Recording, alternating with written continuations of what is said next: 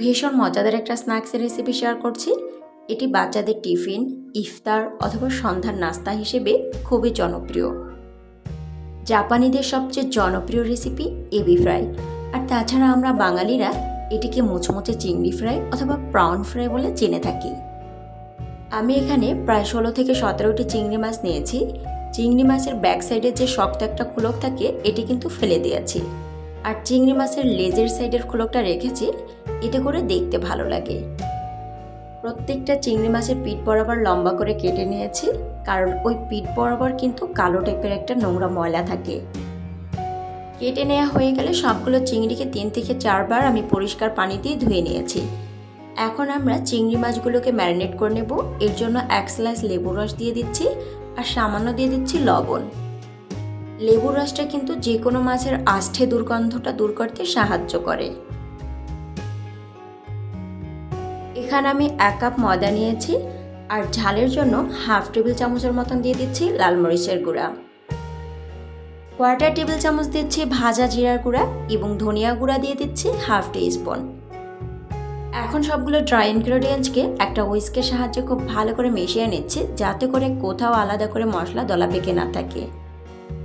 সামান্য একটু লবণ দিয়ে একটা ডিমকে খুব ভালো করে ফেটিয়ে নিচ্ছি।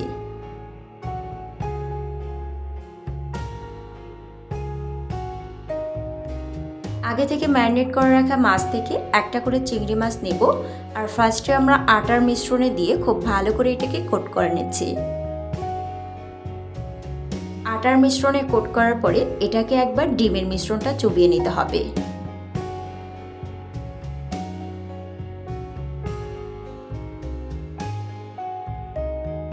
ডিমের মিশ্রণটাতে খুব ভালো করে চুবিয়ে নিয়েছি। এখন যেটা করব, এটাকে ব্রেড ক্রাম দিয়ে খুব ভালো করে কোট করে নিতে হবে। যাদের হাতের কাছে এরকম ব্রেড ক্রাম থাকবে না, তারা চাইলে এখানে টোস্ট বিস্কিটটা গুঁড়া করে নিতে পারবেন। ব্রেড ক্রামে কোট করার পরে হালকা করে একটু ঝেড়ে নিতে হবে, যাতে করে এক্সট্রা ব্রেড ক্রামগুলো পড়ে যায়। একটা ফ্রাইং প্যানে পর্যাপ্ত পরিমাণে তেল দিয়ে তেলটাকে কিন্তু আগে থেকে হাই হিটে গরম করে রেখেছি।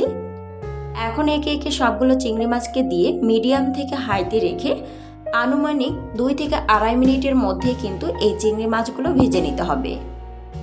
লং টাইম ধরে কিন্তু এটাকে ফ্রাই করা যাবে না, এতে করে কিন্তু চিংড়ি মাছের ভিতরে একটা রাবারি ভাব চলে আসবে। চিংড়ি মাছটা যত বেশি সময় ধরে ফ্রাই করা হয়, ভেতরটা কিন্তু ততটাই স্টিকি হতে থাকে। আর মোচমোচে চিংড়ি ফ্রাই খেতে চাইলে কিন্তু অবশ্যই যথাসম্ভব কম সময়ের মধ্যে কিন্তু এটা ফ্রাই করে নিতে হবে। এইরকম সুন্দর, সহজ এবং সুস্বাদু রেসিপি পেতে অবশ্যই দিলশাহরাজ ওয়ার্ল্ডের সাথেই থাকবেন। আপনারা দেখছিলেন দিলশাহরাজ ওয়ার্ল্ড। ভিডিওটি ভালো লাগলে একটি লাইক করবেন এবং চ্যানেলটিতে সাবস্ক্রাইব করে পাশে থাকার আমন্ত্রণ করছি। আল্লাহ হাফেজ।